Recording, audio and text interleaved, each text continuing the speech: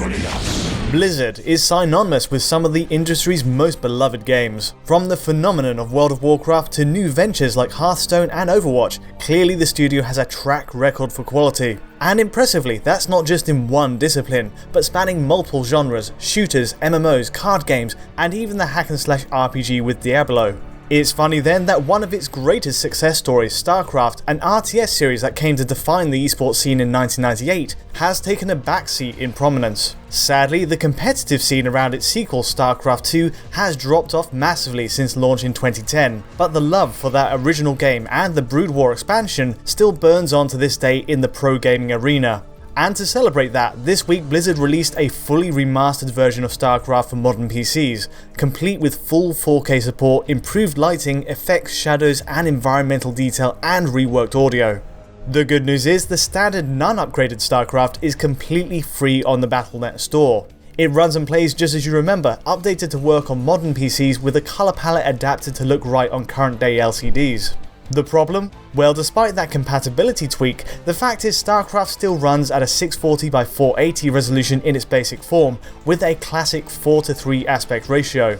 It always looked fine on older CRT displays back in the day, and the gritty pixelated look still has its charms. But in an era of 4K display technology, Blizzard made it a priority to improve the visuals, while crucially keeping the underlying game balance in place. Enter Starcraft Remastered, an upgrade that costs $15, unlocking extra toggles in the game's menu.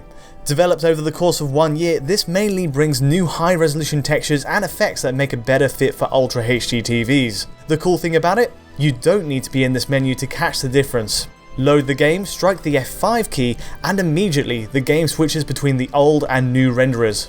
Sprite detail is completely overhauled at a button press, and terrain textures too, giving a much crisper detailed scene, and of course you get that move to widescreen as well.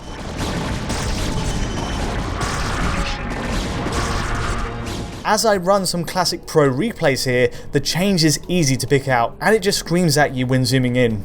Looking at it this way up close, units and buildings essentially go from a pixelated mess to a clearly defined shape.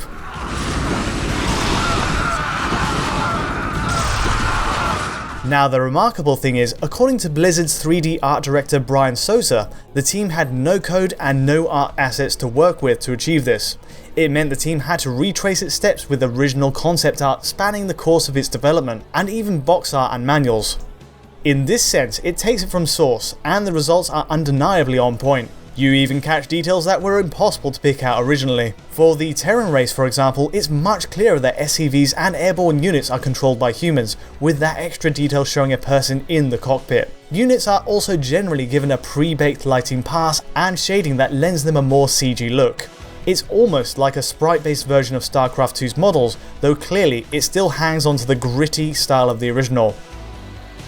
One touch I especially like is the move away from sprite animations on water to a more complex shader. It makes a big difference and again almost bridges the gap to the sequel. Alongside those sharper textures is a cleaner command bar for each race, and also re-encoded animation portraits for all units. Interestingly, the new animation sticks to its original 7.5 frames per second refresh, and that's how it goes for the whole package. In gameplay, idle units and buildings still animate at 7.5 FPS, like the blood splashes on the Zerg hatchery or the flexing on the legs of a Protoss Dragoon. However, once it actually starts moving to a location, units travel to that spot at 15 FPS, while the camera and mouse pointer operate at the full 60 FPS. So it's a mixture of 7.5, 15 and 60 FPS, but it's all in keeping with the original design. Fundamentally, the remaster only changes the frames that exist within the source animation, but it's maybe a missed opportunity to not see an upgrade here. Starcraft has never looked better, but in motion there's still a distracting erratic rate of movement, with so many elements updating at different speeds. Moving from the smooth frame rates of Starcraft 2, a full 3D game with no limits based on sprite work, this first Starcraft does feel harder to play as a result.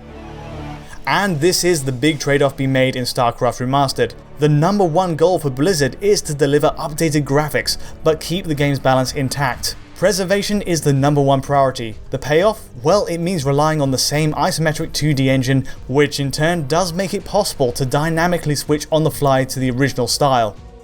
In this sense, it takes inspiration from other remastered 2D classics like The Secret of Monkey Island, which used the Scum engine framework to give a similar option to revert back. With Starcraft Remastered handled internally at Blizzard, it helps that many of the original team members behind the game are still around too, and the result is, for better or worse, it plays exactly as it always has done.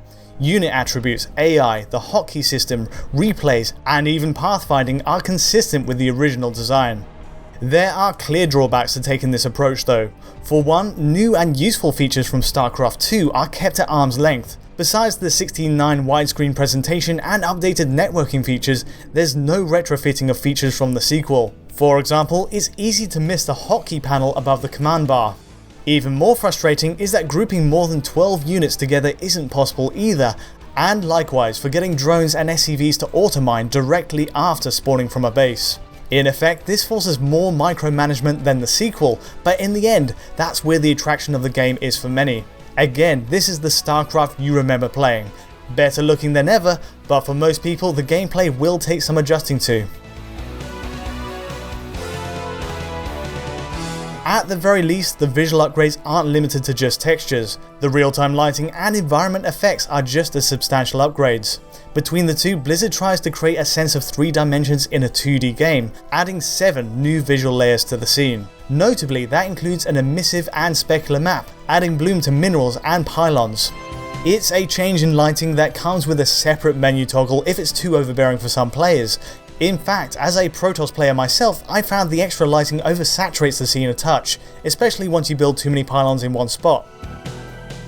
The snag is, turning this off entirely removes several other great visual enhancements. For example, this feature adds a form of baked-in ambient occlusion, new normal maps, plus extra passes for depth, brightness, plus smaller details like heat haze over lava.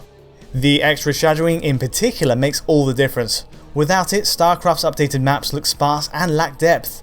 Fortunately, the demands of the real-time lighting feature are pretty low by today's standards, demanding 2.2GB of VRAM from the GPU, which puts it in the reach of just about any modern graphics card. A few other neat extras bear mention here. There's a shadow stacking toggle, for example, letting unit shadows appear on top of one another even in the standard playback of the game. We also have an interesting new feature called smooth unit turning.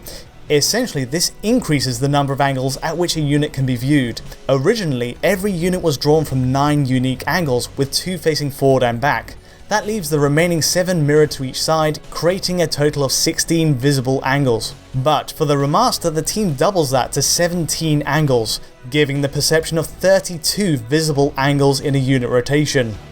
The net result of that in theory is that units turn more smoothly with more gradients to work with. All of which is to say, it's a satisfying leap, but the remaster could obviously have gone much further. To its credit, Blizzard has respected the legacy of the game by staying faithful to the original balance. It's a goodwill gesture to its die-hard fans, but it's also tempting to imagine improvements that could have been. Animations at a full 60fps would of course have been amazing, as would updating the hotkey or pathfinding systems.